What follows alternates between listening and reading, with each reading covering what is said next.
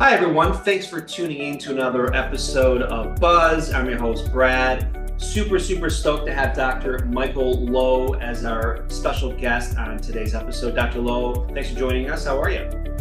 Thanks for having me. Doing great.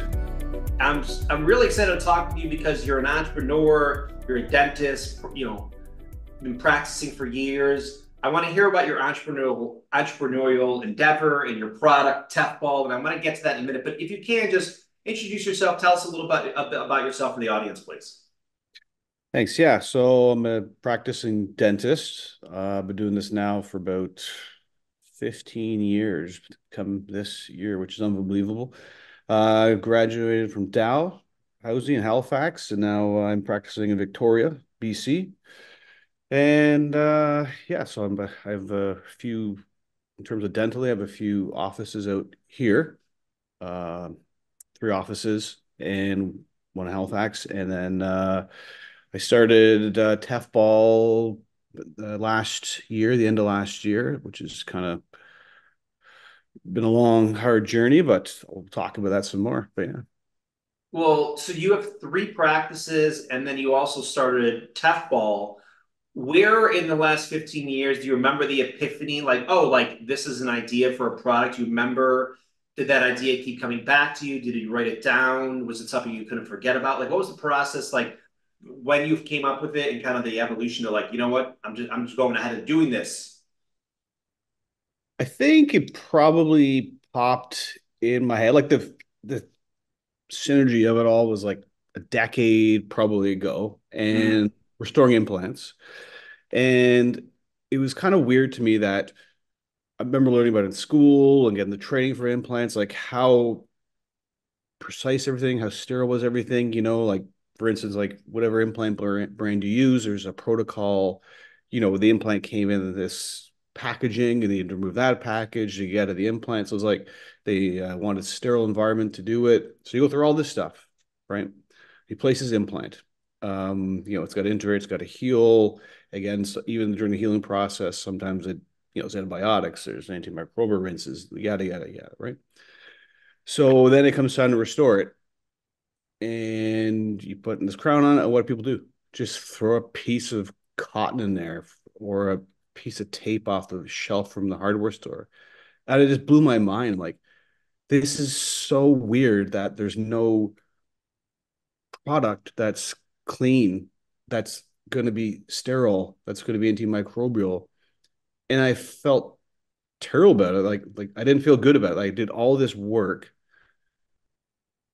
to ensure sterility and everything I do in dentistry, like everything we do from sterilization, like, and then it comes to this point and we're just throwing it in whatever. So if you ever restore an implant, like anybody who knows this, like if it's been sitting, say that implant's been in there for a year, let's use that, and you open it up and you got to tighten the screw or whatever you got to do or remove it.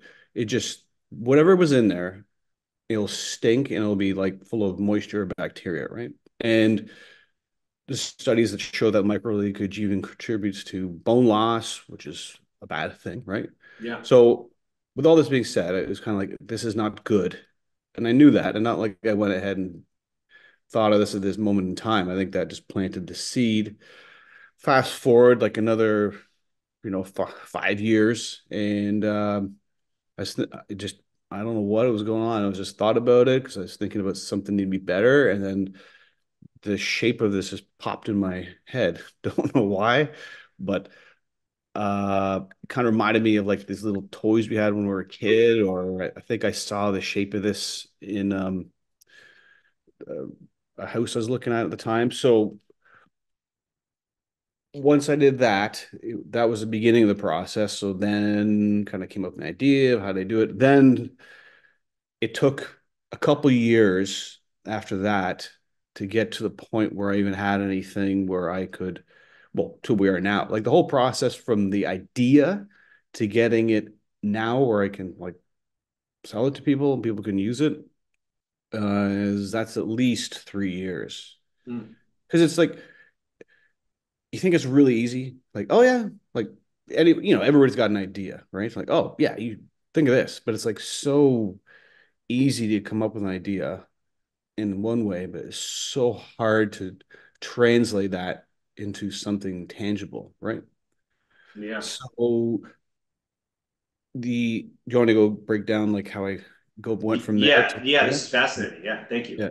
So once I had that idea, I kind of had to come up with a little blueprint of what that was going to be because I kind of saw the problem. I came up with the design, and then so the next step was I thought, well, if I'm going to do this again, I didn't know what I'm doing, so I'm just trying to stumble my along the way here to get to this point. So one thing I did was I came up with a design. I talked to a patent attorney, and I was kind of like, hey, I want to do this. And he's like, hey, well, you got to have some drawings, you got to have a shape, and blah blah blah. So then I had to get someone to just do the drawings for me, sketch it out what I wanted it to be, what it's going to look. Had to come up with the exact dimensions, Hmm. and then you have to submit these things to the for patenting, the U.S. patenting office, and then they come back. It's like because it can't be the same as the other anything that's been done. So it's got to Hmm. be different. So you got to make sure it's completely different. So that took a while back and forth, and so that was done, which is an interesting thing as well to have it so precise drawings. So we filed the patent, that's done. And then there's so many things after that. So then I'm probably got my sequencing a bit off, but then I was kind of like, well, how would I uh, sell this then if I'm going to give it to people? So then I had to come up with some branding Hmm. and labeling. So I contacted this guy to Vancouver here, and we worked together on the color schemes, the design, my name, Tefball, that, which I kind of took from initially being Teflon tape. Hmm. I thought, okay, everybody will kind of know that name because it seems to be the common material and the shape being a ball. So I came up with the Yeah. Tef. It's a great name. Thanks. It's a Thank great you. name. It's a great domain name. Thank you. Yeah. Great. It's fantastic. Okay. Yeah. So yeah, so I had to do that and then get the website done, packaging done, figure that. That was another thing. Like, what am I gonna put this in? Initially, I wanted to get like a little Tic Tac, Tic Tacs. Yeah. Yeah. Yeah. I was like, I'm gonna get those packaging and then put it in that and then make like a Tic Tac dispenser kind of thing. Yeah. But another challenge is in that because I've discovered how do you get packaging? Like again, I don't know anything about this. Like, there's no store where you go, hey, I need a thousand of these little containers. So I that was one thing I had to find the manufacturer for that. And then was that process one well, I didn't like that because it just kind of didn't fit the way to Hmm. dispense the product and keep everything clean. So there I came up with a little idea of this little vial. So I use like a little vial, like what's something clean that we associate Hmm. with, and like Botox. So I thought Yeah. Botox little vials are cool because that's also the same kind of vial you would use for drugs, medicine that you would draw from. So I went with that. So Hmm. I sourced out those glass vials. I was able to do that. And then making labels for that. So that's another thing I had to get designed. So I had that done. Um, Also at the same time, I was trying to find a way to make some prototypes, which proved to be another hard thing. Like, took me a couple months to find somebody who could even make it because we're talking about like this is small. Like Yeah. the diameter is about 1.5 millimeters, and it's circular, and it has like a center mass with like arms that come off it. Okay. Because the idea being what I wanted to, I'm just going to backtrack a bit here too. The idea being something that is easy to place and easy to remove because that was another problem I hated. I hated all those other things because they sucked getting in and out because it took too long. It was part of the problem, like packing on like the tape on top of itself created those little crevices, Yeah. which harbored bacteria again. So nope. So that was one of the reasons I wanted to use this. Plus, as well, making a prototype, the material was very important. because I had to make something out of an antibacterial material Mhm. because I didn't want to repeat the same thing. So that was another thing I had to figure out was material selection because initially I thought I'm just going to make this out of again like Teflon material silicone. Like I thought, yeah, of course you just tell them what to do and they're going to do it, but Right. it's not that easy again. So I'll get back to that point in another minute. But so I found this company out of California, oddly enough, Symbiont, I think it was called, and they were able to make my prototypes. So we made some prototypes. I had to go through a few variations because again, my idea was what you think and what you can actually do in micromolding are not the same things. So we went through a few iterations. We had those prototypes made and tried them out. Fit really good. I had to try them through a few systems, because they got to fit in that abutment. So, and then also they got to be the right size because you want to be able to put them in, and then you restore them with some composite or I can't remember what you guys call it in America, composite or is it different? Composites? Yeah, you put that on top of it. Okay. Uh, it was a perfect size of that because like initially people think, oh, it's too small. Like you're gonna need a way too much composite. But no, it's not. When you try it out, like although it's small, you'll notice that it's not. It's for if you're restoring single units, it's perfect. So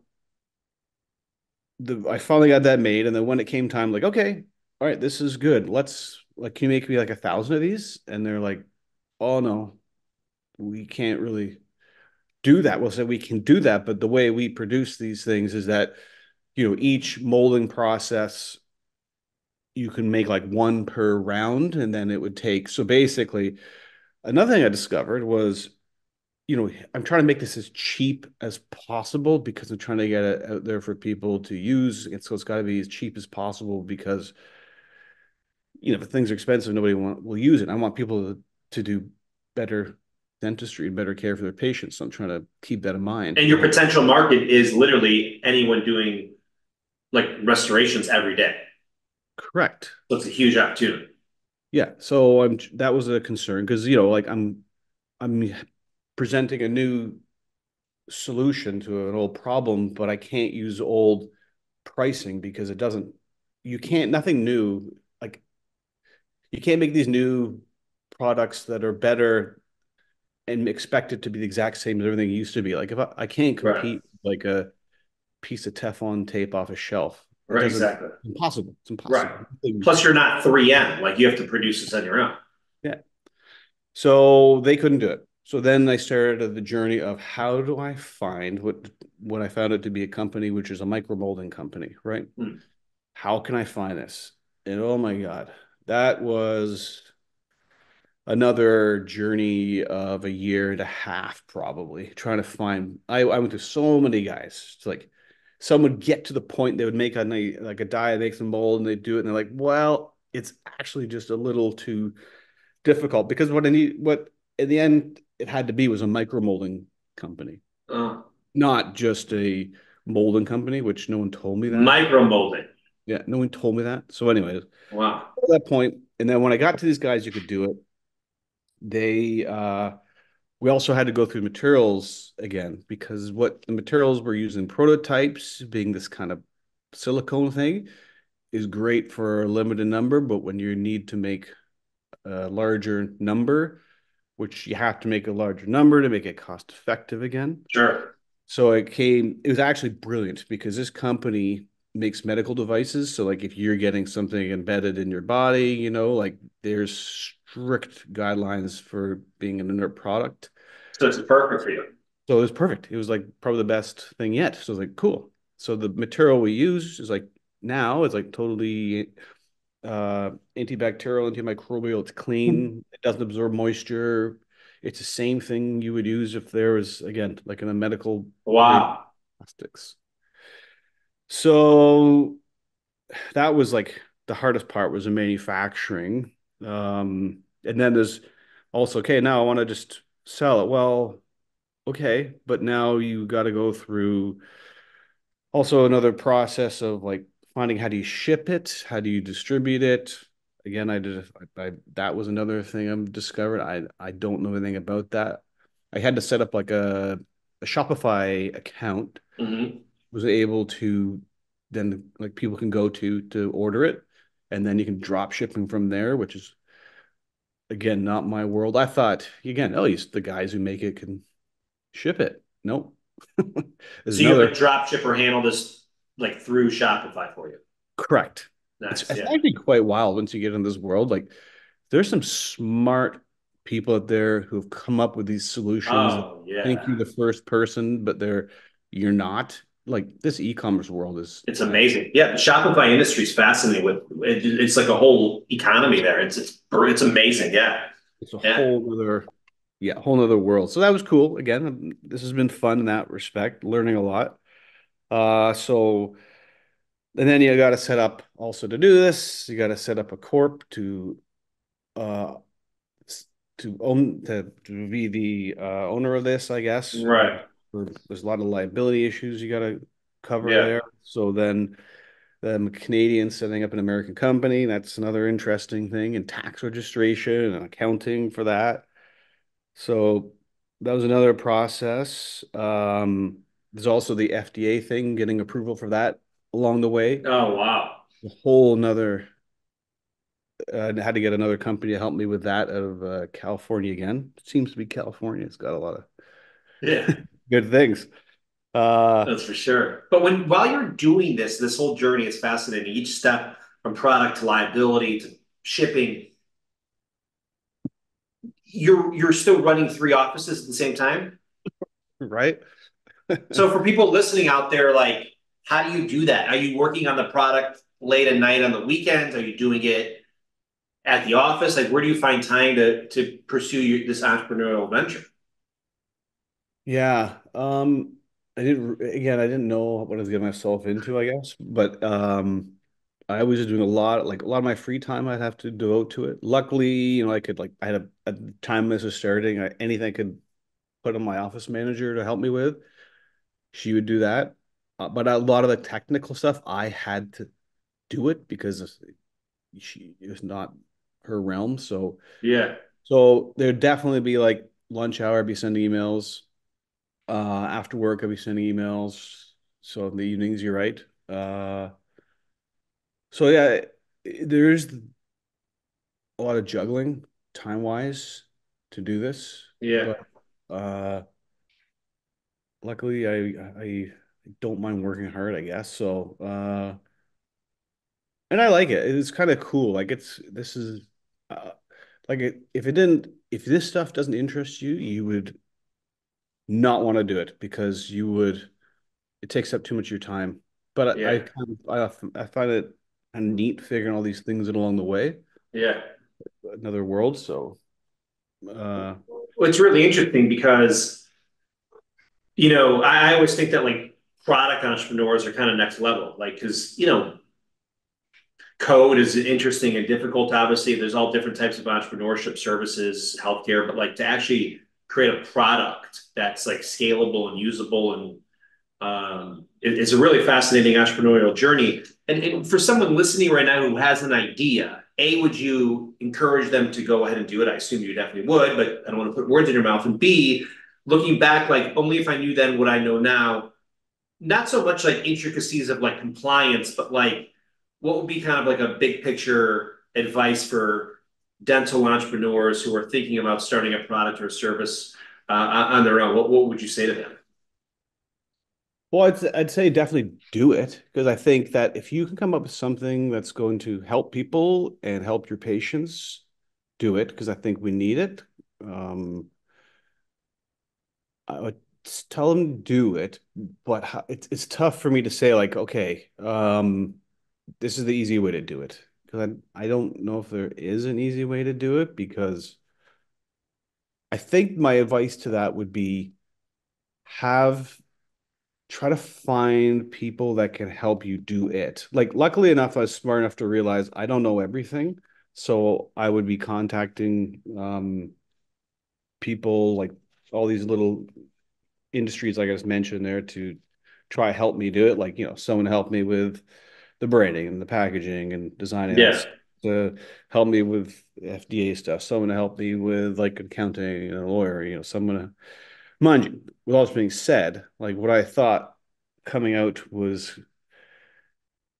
going to be just an small endeavor, it's turned into something bigger, and I've had to put my own money into this, clearly, so they got to be, that would be another thing, like be aware to, once you get to a certain level, you can't do anything cheap.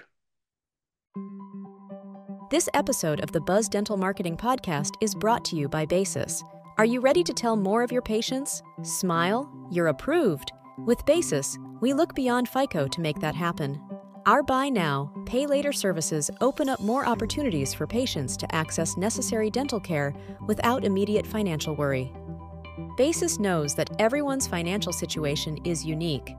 That's why we offer flexible payment options tailored to your patient's needs, ensuring they can get the treatment they need today and pay over time. Transform your dental practice with Basis and start seeing more smiles in your clinic. Visit hellobasis.com to learn more and join us in making dental care accessible for everyone. With Basis, every patient can leave your office with a smile because they're approved.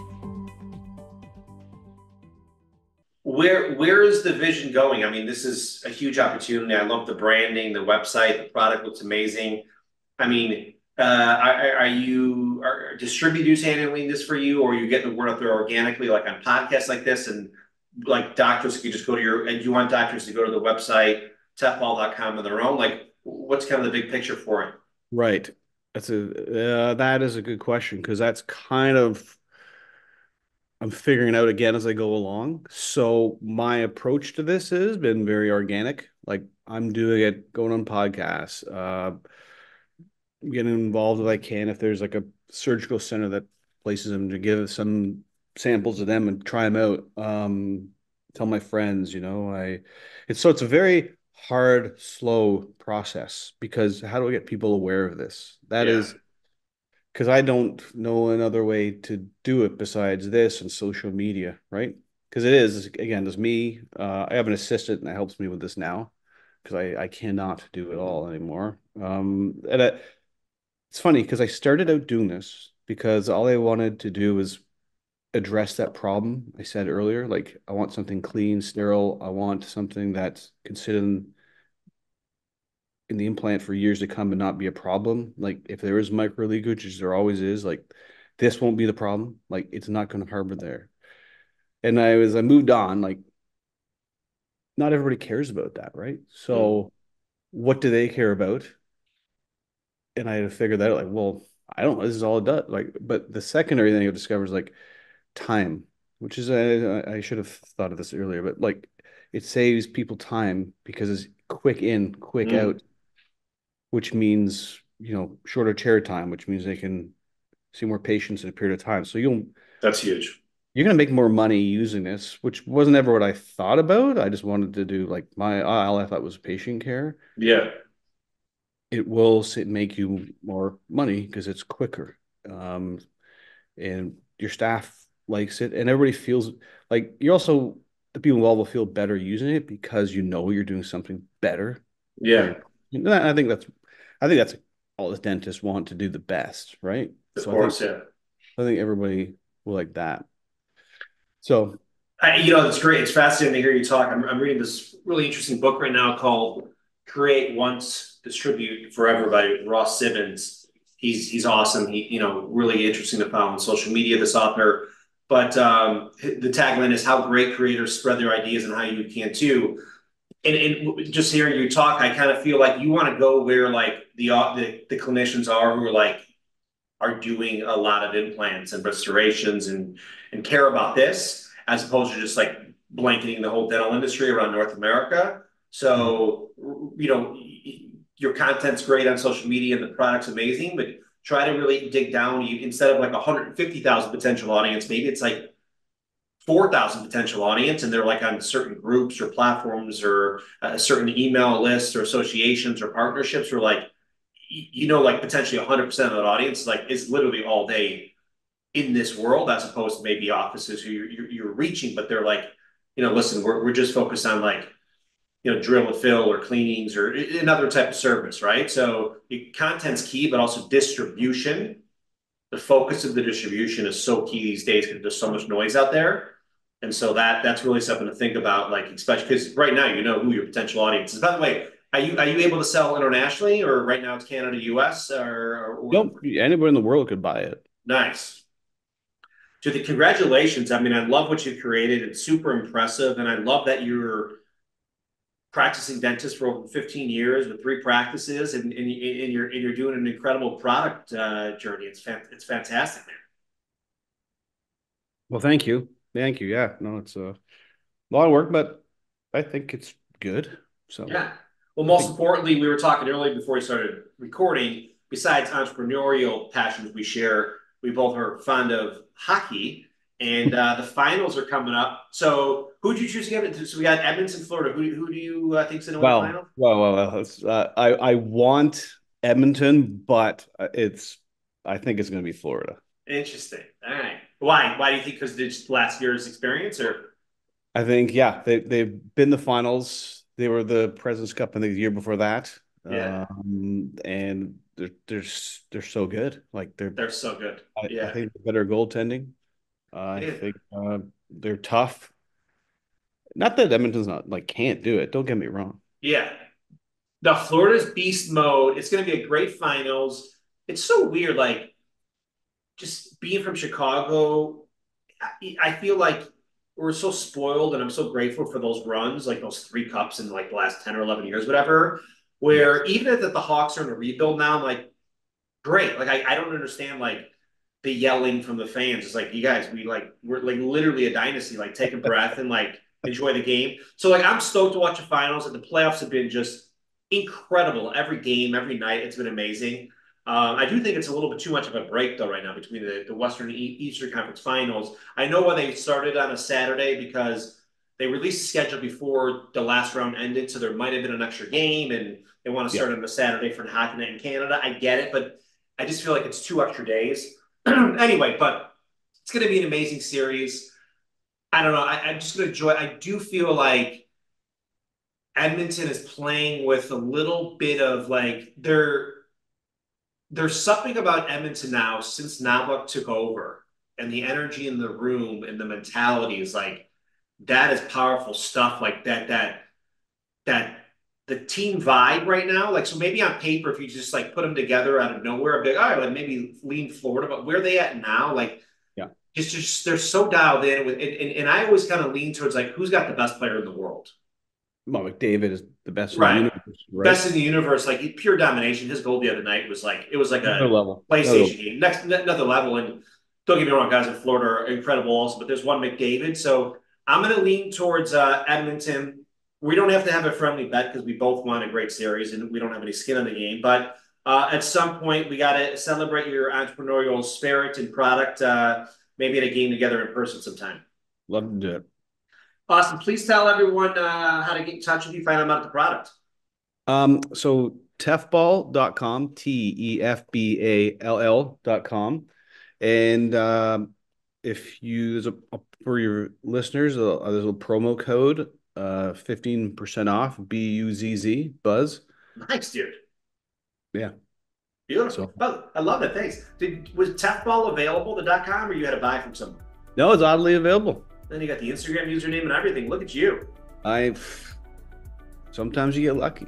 Man, beautiful. Great stuff. Yes, indeed, my friend. Well, it's a pleasure. Thanks for joining us. Big thanks to everyone for tuning into this episode of Buzz. If you follow some of Dr. Lowe's advice about your entrepreneurial spirit and pursue your passions, you'll without question have greater success. But most importantly, you'll be a wizard of Buzz. Take care, and thanks again, Dr. Lowe. Thank you.